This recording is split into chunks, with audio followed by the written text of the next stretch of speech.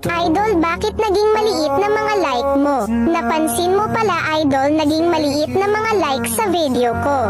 Hihihi, okay lang yan sakin, Idol, kahit nawalan na ako ng mga likers. Kahit nawala na mga supporters ko, masaya pa rin ako sa ginagawa ko.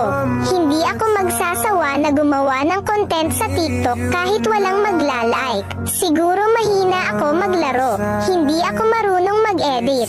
Or baka wala lang talaga ako skin, naka-injector lang kaya walang magla-like. Balang araw gagaling din ako katulad ninyo. Balang araw dadami din mga supporters at mga liker ko. Balang araw dadami din skin ko, hindi na ako gagamit ng injector. Salamat parent, kahit konti may magla-like parent sa mga video ko. Love you sa inyo, hahaha.